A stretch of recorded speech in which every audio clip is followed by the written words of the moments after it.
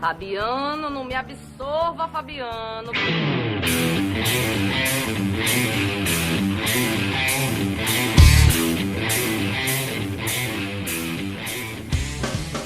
É isso aí, galera. A gente vai começar então a ideia de funções, bem básico mesmo, trocando uma ideia, falando um pouquinho sobre funções, sem aquela preocupação simbólica, bem mais formal da ideia de funções. Essa vai ficar para a próxima aula, tá? O que é uma função? É uma correspondência entre duas variáveis, ou seja, inicialmente nós vamos pensar em duas variáveis. Nos cursos mais avançados aí, a gente pensa em várias variáveis, mas aqui a ideia é só duas.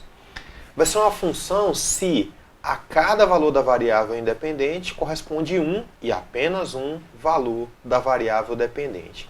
Que coisa é essa história de variável independente e variável dependente? São coisas que eu vou falar daqui a pouquinho, tá? Mas eu quero destacar isso aqui, ó, a cada valor da variável dependente. Ou seja, se eu pegar um valor da variável independente, eu vou ter apenas um da variável chamada de dependente. Então, ou seja, não é para todos de uma vez, eu vou pensar em cada um deles. Isso vai ser muito importante daqui a pouquinho.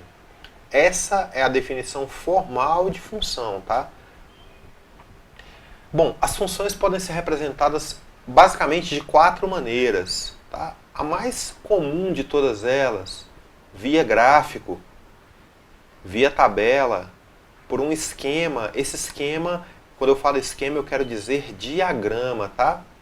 Por diagramas. Para você que já estudou conjuntos aí, já vai saber o que é um diagrama.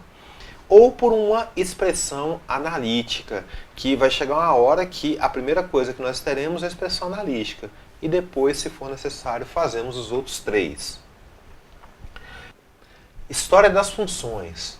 Foi o Leibniz, nascido na Alemanha, quem primeiro usou o termo função em 1673 no manuscrito.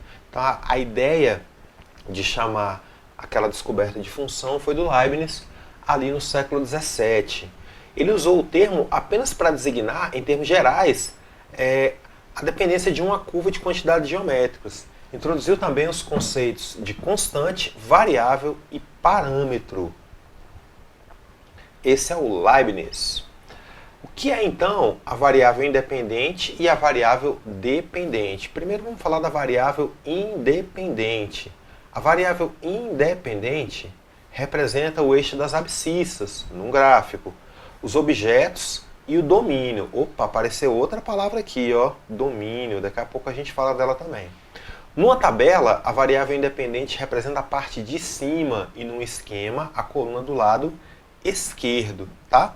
Então a variável independente, eu falei que ela representa a parte de cima, mas se a tabela for na vertical, ela vai representar essa parte aqui do lado esquerdo, tá?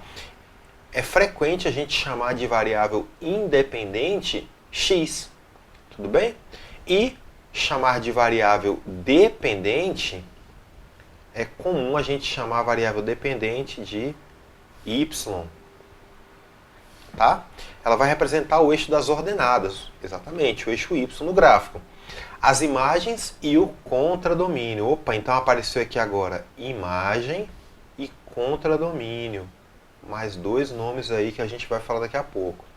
Numa tabela, a variável dependente representa a parte de baixo ou da direita, como eu acabei de falar aqui, tá? E num esquema, representa a coluna do lado direito. Vamos ver agora como é que funciona essa história de variável dependente, independente, associado à ideia de domínio e contradomínio de funções. O domínio de uma função é o conjunto de todos os valores de uma variável independente, tá? Tudo aquilo que ela pode assumir. E o contradomínio é o conjunto de todos os valores da variável dependente, tá? Alguns autores, alguns livros aí colocam da seguinte maneira, que domínio é o conjunto de onde parte a relação, da onde sai a relação. E o contradomínio é o conjunto que recebe, tá? Essa maneira de abordar é muito frequente em alguns livros, tá? Recebe. Bom, vamos pensar então na ideia de partir e receber. Você tem um esquema aqui, que em diagramas, tá certo? Esse esquema é uma função, porque veja bem, que a cada elemento do conjunto A, cada um desses caras recebe, perdão, cada um desses elementos aqui se relaciona uma única vez com o conjunto B. Então assim, ó, esse primeiro elemento aqui, só uma vez. Esse também, esse também e esse também. Tá? Bom, repare que cada um dos elementos de A, ao se relacionar com B, não deixa ninguém sobrando aqui no conjunto A. Professor, mas sobrou no conjunto B. Não tem problema. A definição de função, ela fala do conjunto domínio, tá? Que eu estou chamando aqui de conjunto A. Tudo bem? Então, conjunto imagem são os elementos que receberam diretamente a relação de A. E o que a gente vai chamar de contradomínio é todo o conjunto. Ficou gente sobrando aqui. Não tem problema. Gráfico, tabela, esquema, expressão analítica. Ou seja, vamos pensar numa funçãozinha super básica que eu estou chamando de f de n igual a 2n. Tá? Talvez você não tenha percebido, mas essa função é simplesmente, você não vai acreditar, mas é a tabuada de 2. Sabia disso? É a tabuada de 2. Tá? Se eu resolver chamar, por exemplo, eu chamei n de 1. Então, 1 para n vai fazer com que f seja igual a 2. Por quê? Porque f de 1 é igual a 2 vezes 1. E 2 vezes 1 é igual a 2, como está aqui. Tá? Se eu pensar em f de 3, aí eu vou ter 2 vezes 3. Isso dá 6. Se eu pensar em um n qualquer, aí a minha f vai ser 2n. Tudo bem? E agora vamos pensar em um esquema de conjuntos, tá?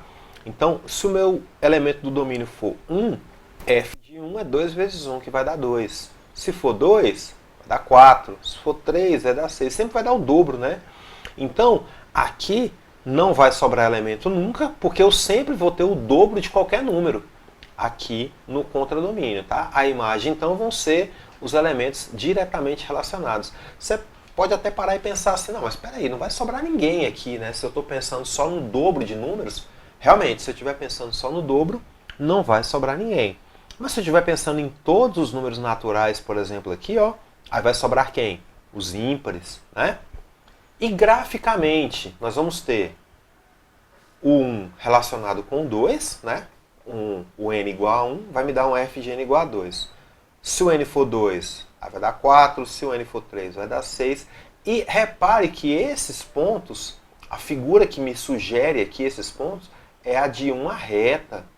Tá? A figura que está me sugerindo aqui é justamente a figura de uma reta, passando por todos esses pontos. E opa, passando também pela origem, né? Por quê? Porque se eu chamar n de 0, 2 vezes 0 é 0, né? Então o ponto 0, 0 estaria contido nessa reta. Tudo bem? Bom, nós acabamos de aplicar alguns valores em funções, né? Então eu quero falar um pouquinho agora da ideia de valor numérico de uma função. O valor numérico de uma função é um número b real, tal que, aplicando outro número real qualquer a em f de x, temos que f de a vai dar b. Ou seja, naquele exemplo anterior lá, a gente tinha assim, ó, um f de n igual a 2n. Eu vou trocar n por x, tá? Então f de x é igual a 2x. O que vai acontecer então? Se eu calcular f de 0 é 2 vezes 0, que obviamente dá 0. Então, moral da história, f de 0 é 0. Não vou fazer tantas contas assim, tá? Mas não, tá? Se eu calcular f de menos 1, eu sei que vai ser o dobro de menos 1, que é menos 2.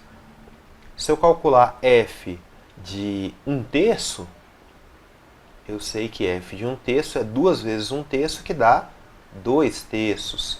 Se eu calcular f de raiz de 5, aí o dobro de raiz de 5 é 2 raiz de 5. Se calcularmos f de, sei lá, menos 9, 2 vezes menos 9 dá menos 18. Se eu calcular f de 1/4, f de 1/4 é igual a 2 vezes 1/4, que dá meio. Tudo bem. Então, mais uma vez, tá? Quem é que eu estou chamando de A na minha definição? Esses valores que estão aqui dentro do parêntese. Quem é B para mim? São os resultados aqui dos valores que eu apliquei na minha função. Então, o valor numérico de uma função é simplesmente trocar o x pelo valor que está sendo definido lá na minha relação. Bom, repare que esses valores 0, menos 1, 1/3, raiz de 5, eu fui definindo aqui aleatoriamente. Mas esses valores são o que a gente chama de domínio da função. Tá? São os valores que eu estou aplicando. Enquanto que os resultados que surgiram aqui são o que a gente vai chamar de imagem da função. Tá? É como se a função fosse um espelhinho. E na hora que eu colocasse menos 1 na frente desse espelho, sai menos 2. Quando eu coloco menos 9 na frente desse espelho, sai menos 18. Então, tem autor que gosta de comparar com uma maquininha, né? Eu gosto de pensar em espelho porque vai associar aí a ideia de imagem, tá bom? Ok, mudando um pouquinho de ambiente aqui agora e vendo a parte gráfica, quando é que eu vou saber que um gráfico de fato representa uma função? Quando eu olhar para um desenho num gráfico, né, para uma curva num gráfico, e quando é que eu vou ter certeza de que isso realmente representa uma função? É simples, né? Basta que eu passe aqui retas verticais paralelas ao eixo y, obviamente, né? Tá aqui o eixo y. Se eu for passando retas paralelas aqui e perceber que essas minhas... Não vai ficar muito reto, mas tudo bem. E perceber que essas minhas retas, em momento algum, cortam ou cruzam a minha função em mais de um ponto, tá? Então eu posso ir passando retas aqui aleatoriamente, paralelas ao eixo y, não está ficando muito paralela não, mas deu para perceber. E vocês vão perceber também que essas retas que eu tracei pegam a função, cada uma delas, em apenas um ponto. Quando eu faço isso, eu percebo o seguinte, olha só, porque retas paralelas a y e não o contrário. Vamos lá. Essas retas paralelas a y são coordenadas do tipo, por exemplo, aqui, ó, 1 e 1, 1 e 2, 1 e 3, 1 e 4. Ou seja, o domínio aqui é 1, né? Então o valor de domínio é 1. Quantas imagens ele tem? Pela minha reta aqui, ó, pela minha figura aqui, né? Então quantas imagens ele tem? Apenas uma. E esse cara aqui, quantas imagens ele tem? Só uma também. E é isso que caracteriza a função, que cada elemento do domínio tenha apenas uma imagem. Cada um daqui tenha uma única imagem, tá certo?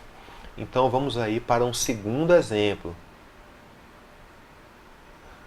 Exemplo 2. Tá? Esse aqui já é o que eu chamo de contra-exemplo, né? Porque se eu vier aqui e passar uma reta paralela a y bem aqui, ó, aí eu não tenho imagem nenhuma.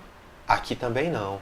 Aqui eu até tenho duas imagens, né? Se eu passar uma reta em cima do próprio eixo, de fato aqui realmente só tem uma imagem, né? Mas tem que ser qualquer reta. Então qualquer reta que eu for passando aqui, repara que elas têm duas imagens, de modo geral tem duas imagens, ou não tem imagem alguma, tá? E aí isso descaracteriza o conceito de função. Lembrando que para ser função, cada elemento aqui do domínio tem que ter uma imagem apenas. E no nosso caso aqui está tendo duas ou nenhuma. Terceiro exemplo, exemplo 3. Bom, no exemplo 3 aqui eu tenho, né, uma reta inclinada, vamos dizer assim, né, inicialmente. E se eu for passando retas aqui paralelas a y, obviamente eu vou ter apenas um ponto aqui, ó, de interseção dessas retas que eu tracei com a reta da minha função, tá? Vamos para um quarto exemplo. Opa, aqui tem uma ondulaçãozinha agora, né? E se eu passar retas aqui paralelas a y, mais uma vez, eu vou ter apenas um ponto de interseção em todos os casos, tá? Então, isso é o que caracteriza graficamente uma função. Toda vez que eu passar retas paralelas a y, eu vou ter apenas um ponto de interseção das minhas retas com a curva que está sendo demonstrada graficamente. Ok? Bom, vamos pensar agora, já falamos aqui graficamente, agora vamos pensar em relação a diagramas. Vamos lá, suponha que eu tenha dois conjuntos aqui agora. Eu vou chamar meu primeiro conjunto A de... Agora conjunto B. E quero ter também a relação, tá? Bom, então vamos desenhar esse aqui, né? Quem que é meu conjunto A, então? O conjunto A, ele vai ter todo esse povo aqui, ó. Meu conjunto B, ele vai ter aquele pessoal ali, ó. E a relação agora, y igual a x ao quadrado. Então eu vou olhar para esses valores de A aqui, vou pensar neles elevado ao quadrado e ver o que acontece do lado de cá. Tudo bem? Então vamos lá. Se o x for 0, 0 ao quadrado é 0 mesmo. Se o x for 1, 1 ao quadrado é 1. Se o x for 2, 2 ao quadrado dá 4. Para x igual a 3, 3 ao quadrado é 9. Para x igual a 4, 4 ao quadrado é 16. E para x igual a 5, 5 ao quadrado é 25. Isso aqui é uma função ou não é? Repare, cada termo do meu domínio, do meu conjunto A, tem um único correspondente lá no conjunto B. Cada um deles. Tá? Sobrou um cara aqui no conjunto B. Não tem problema, porque cada um de A tem uma relação aqui em B. Ok? Bom, vamos pensar num contra-exemplo aqui agora, tá? Aquilo que não seria uma função. Vou escrever os conjuntos aqui. Primeiro conjunto A. Agora o conjunto B. Então tá aí os dois conjuntos, tá? Agora eu vou definir a relação. Eu quero que a minha relação seja y igual a raiz quadrada de x com o x no conjunto A e o y no conjunto B. Ok? Essa vai ser minha relação então. Vou desenhar os conjuntos. Conjunto A e o conjunto B. Se a gente for pensar na relação agora, eu vou olhar para os termos de A e vou calcular a raiz quadrada de cada um deles e ver o que acontece em B. A raiz quadrada de 0, de fato, é 0. Está aqui. A raiz quadrada de 1 pode ser 1 e pode ser também menos 1. A raiz quadrada de menos 1 nem existe, né? Nem é real, então vou deixar ele sozinho aqui. A raiz quadrada do 4 pode ser 2 ou menos 2. A raiz quadrada de 9 pode ser 3 ou menos 3. Então por que essa relação aqui não é função? De cara a gente vê que tem vários fatores aqui que indicam que isso aqui não é uma função. O primeiro deles, vamos lá, é só pensar naquela frase. Cada elemento de A tem que ter um único correspondente em B. O 0 só tem um correspondente. O 1 tem 2 correspondentes. Então aqui já começa a minha falha. Tá? Nesse cara aqui já tem uma falha. O menos 1, ele teria que ter um único correspondente, né? Não tem ninguém, então já tem uma outra falha aqui. E o 4 e o 9 falham pelo mesmo motivo lá do 1.